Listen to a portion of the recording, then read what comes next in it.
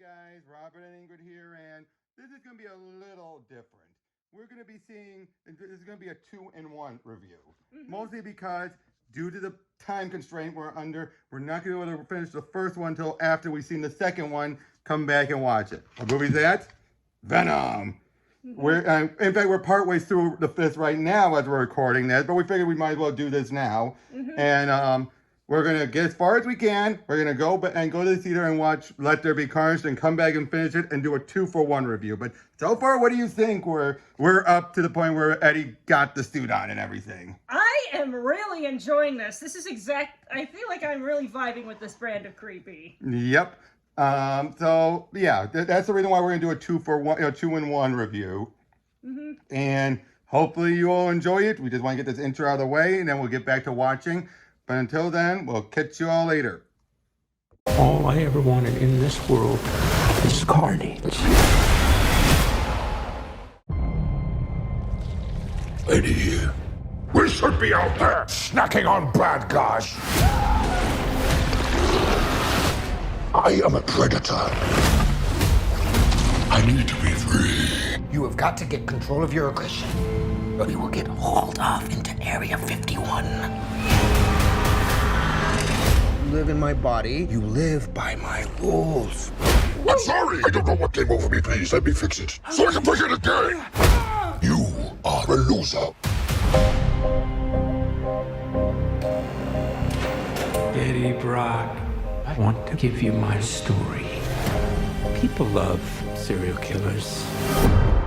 Please, why me? What's mine is yours, and what's yours is mine. I have tasted blood before, and that is not it.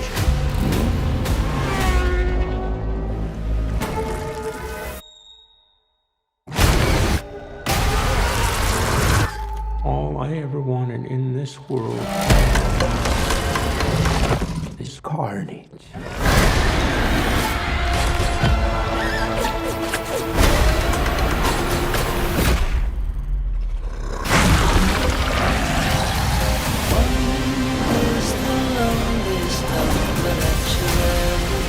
I'm not a crazy man. I am a vengeful one.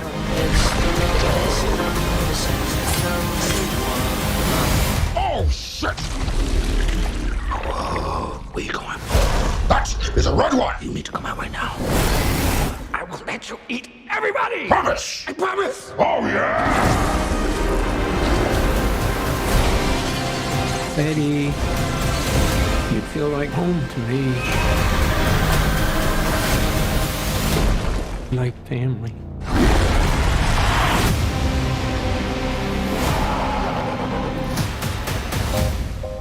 Oh, wow. You could just say I'm happy for you. That was going to be us. I am happy for you. No! God, I'm so sorry. Not sorry. This two needs some serious couples counseling.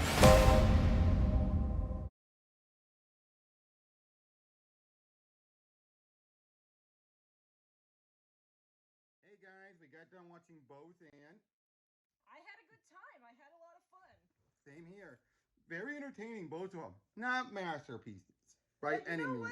I got what I came for as far as a popcorn flick goes. Yep, on both of them. And I gotta say, the second one fixed a lot of the issues, but still had its own issues then. But for giving us Venom without Spider-Man existing, they did a good job. Yeah, that was really interesting. It was kind of interesting to see this man who originally started with a pretty good position, but was definitely arrogant, then just kind of... Even though he was right, that was the funny thing. He was usually right, but way too arrogant. She just went a step too far and, yeah, wound up at rock bottom. Yep, and he can't blame anyone but himself. There's no Spider-Man to say, oh, he was responsible for it. No, he had himself to blame. So now he's got to figure out just what he's going to do with his life now, and then shit happens. A moving black pile of shit. Right? I'm fairly certain that Venom would be objected to call that. Hey, what are you talking about? oh shit. There you go with that shit again. Well, at least I didn't call you a parasite. That's true. Hey! I'm sorry, I couldn't resist. No, your voice for it is very good. Why, thank you. Not you. I think she was talking about us. Oh, you wish. Okay, I'm done. But yeah, it's stuff like that, though. That was great, wasn't it? Yeah. Well, the interaction with the two is what sells it. Yeah, because it's just like they're a very weird tag team that somehow manages to work. Exactly. And Venom, and that's what I love, though, that we actually have Venom. You know, he's a separate character, separate entity interacting with Eddie. Now, Eddie is a bit of a wet blanket sometimes, let's be honest. Yeah, he's a bit of a wet towel of a character sometimes. And his ex is the better one of the two. Oh, yes, she is very entertaining to watch. She is, and you really feel the chemistry with them. Mm-hmm. Of course, you also feel so bad, you know, like there's that tension in the air when they're together after they broke up. Mm-hmm. But, I mean, for good reason. He not only spotched things up, but he used some of her emails to call out the guy, this bad corporate guy, and then basically that made them lose everything as well. It's like... I mean... Now, to be fair, though, like the head of the network that gave him that job were idiots, too, though. Mm-hmm. They know the kind of person Eddie is, and just because he's big name, they thought, oh, he'll play ball. Did they really think he was going to play ball? Mm-hmm. But you have things like that. The bad guy in the first movie was all right. Yeah, it's just like he was a lot more interesting as just this yeah. bastard scientist, but then they had to introduce Riot at the end as kind of like a... Well, now they set him up, though. That's the funny thing is, he was set up from the beginning of the movie. But he still feel like he came at the 11th hour. It did, because we didn't know much about him. At first, you think that's Venom hopping around. Yeah. Then you find out, oh, Venom is this. And the fact we got introduced two doomed characters in that first movie. Mm-hmm. Maria, the homeless woman, and Dr. Sevic, or whatever. Mm-hmm. And I felt bad for, because Maria, homeless woman, gets roped in, and then by the time we've seen her, she's already bonded to Venom, and then Venom jumps off of her, she's dead. Mm-hmm. And then the doctor, she has her conscience get the better of her. Apparently she has kids that she's taunted with. Mm-hmm. And then once it's revealed she knew, she slept in the room with one of the symbiotes, and it's like leaving a person in a room with a xenomorph egg that's about to hatch. Mm-hmm. You know, as soon as it opens up, you're like, they're dead. Yep. You know exactly what's going to happen. And unfortunately, we never see what happens to her, but it's so obvious what happened. Mm-hmm. And I gotta say, the first movie, as good as it was very disjointed. Yeah, it's just, there's a lot that it tried to set up and introduce. Yep. And then with I wouldn't say a bad climax, but a not so satisfying one. Yeah, we've definitely seen movies with better climaxes, that much is for certain. But overall, that first one, 7 out of 10. And setting up Woody Harrelson as Carnage was inspired casting, as we found out in the sequel. Oh, yeah. I mean, he really has that serial killer vibe, doesn't he? Yeah, just that absolutely creepy. And then leading into the second one, spoilers all the way. Mm-hmm. We open up with, turned out Cletus had a love interest, Shriek were actually longtime friends in this orphanage. But unfortunately, because of Shriek's powers that developed, her, in this case, actual shrieking powers, like a black canary cry, she was taken away, believed killed by a Patrick Mulligan, those of you know about Toxin know who he is, and she ends up getting shot in the eye, but is believed dead, when she's actually been taken to Ravencroft. Yeah, again, those of you that know what Ravencroft is. Yeah, it's even worse. But, and then, now what I like about the beginning is that we see Eddie re-rise to fame again. Thanks to Venom, of course. Yeah. Because basically they're there trying to talk with Cletus again. They're hoping it's like, send a message out, basically so Shriek can see it. And then basically it's like, and then if you do, I'll tell you my life story. Which, knowing you know how a lot of serial killers are, they have a lot of bodies that are unable to be found. That usually means stretch things out as much as possible so you get a stay of execution because people want to know where the bodies are. That's what they usually do. You know that when they're the smart ones, right? Yeah. Make sure it's like, I'm going to string them along. But thanks to Venom, they figure out where they're at by studying Cletus's room, and Venom having a photographic memory just draws it all out. They realize, there it is. And through that, Cletus is on the way to the death row now. But he then asks Eddie to talk to him one more time. And during that point, because he antagonizes Eddie so much, Venom attacks him, and then realizing what's going on, you have Cletus bite him and take a bit of the symbiote with him. Oh boy. Now, in the actual comics, there's a case where they were both cellmates. Cletus was going to shiv Eddie, then Venom showed up, took off, and left a piece of him behind. I think this makes more sense. Yeah. But yeah, and then of course, Cletus is on death row, but Carnage saves him. And he storms out there, and that gives us to the big problem. We have Carnage, one of the most violent comic villains of all time. To the person who even the Joker feels, the Joker has an art to him. Like, there is a method to his madness. Yep, so long as there's a punchline. And when he and Carnage were going to team up, you think it's a match made in heaven. Then once they start playing things out, Carnage cannot stand out. Joker wants to do this meticulous planning. And Joker hates how Carnage just wants to just go and want and paint the town red. Yeah, it's sort of a case of when you put a lawful evil character and a chaotic evil character in the same room. Yeah, but if I say Carnage compares himself to Orson Welles, and Carnage should days that hats off, but then he's going to realize, nah, that's a insult to the Hoff. But what does that tell you, right? It tells you, though, with Carnage, he just wants wanton destruction. You don't get that here. Yeah.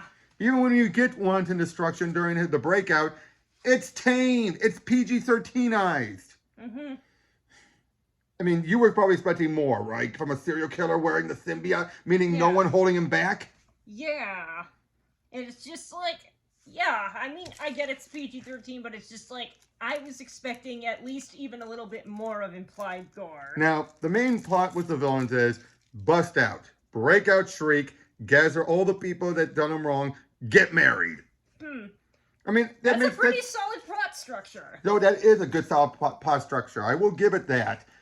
But it's also the case where you feel like, though, not that much carnage going on. Which is true. There wasn't.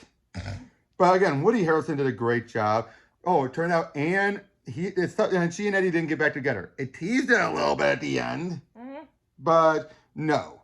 She's now engaged to her new boyfriend, Dan. Good guy, actually. Yeah, he is a good guy. You would think he'd be a secret scumbag. Never. No, he's just kind of a dude. He's a dude, not a dick. Just a dude. Yeah.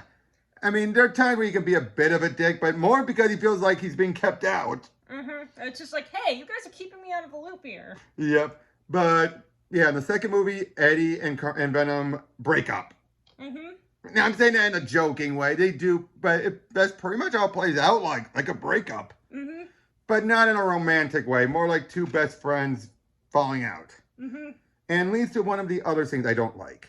Now, because of how Venom has been established, he needs a host. Otherwise, he'll die. But unfortunately, very few people are compatible. In fact, we only see Venom is compatible with three people. We already know about Venom and Anne, and one other person we'll get to. But throughout the rest of the movie, he's been jumping around to other people and leaving them for dead.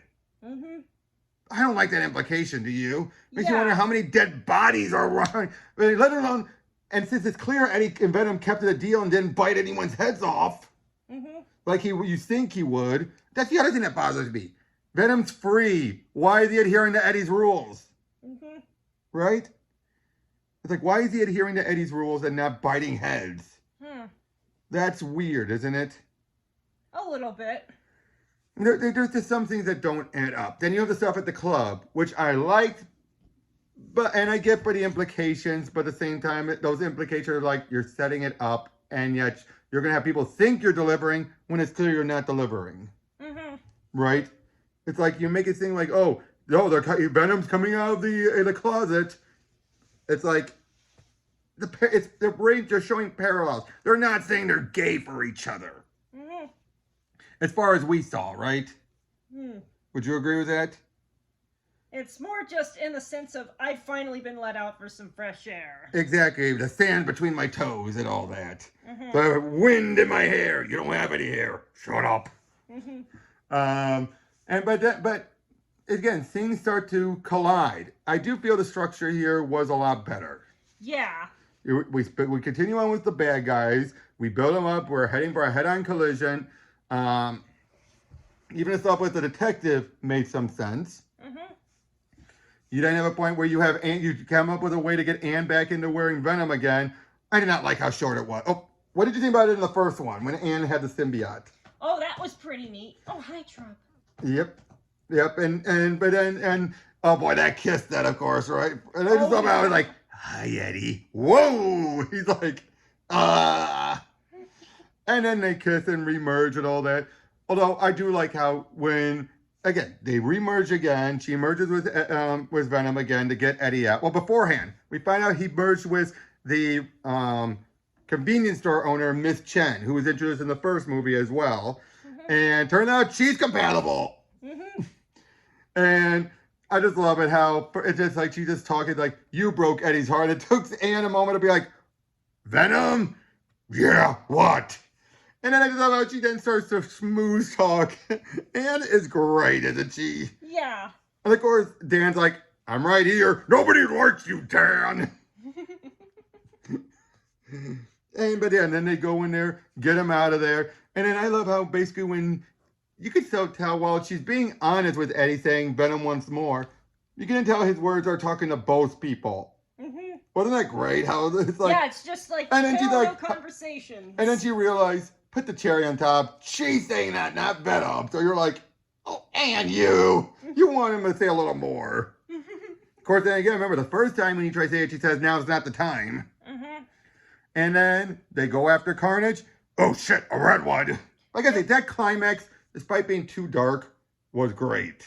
Yeah. Way better than the first movie's climax. Indeed. Riot was just generic, bigger, badder Venom.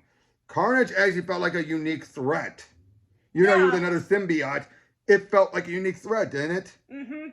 And my favorite point, though, was when the bells started ringing. And you have moments where they're like, you know, it's just the two guys.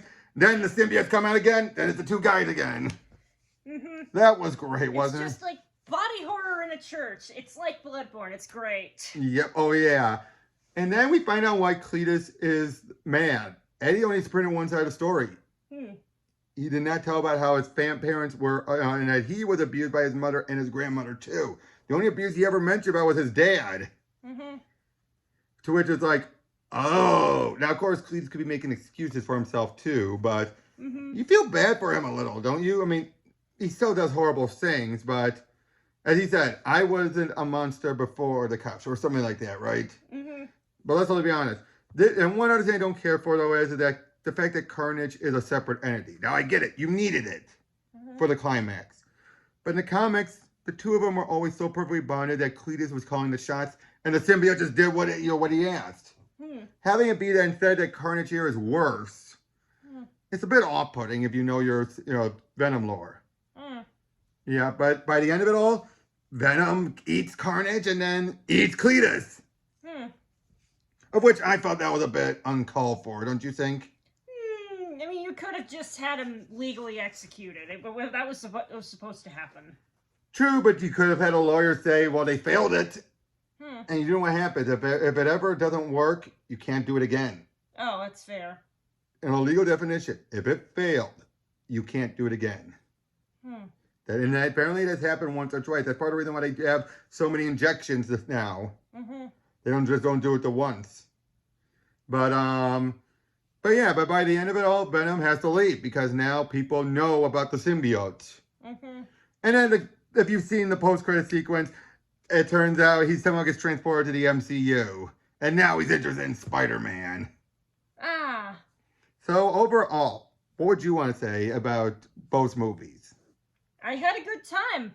I had some neat, creepy body horror type stuff, as well as some, funny acting? And now, here's the other thing. A lot of people have been complaining, saying that the second movie has been more comedy.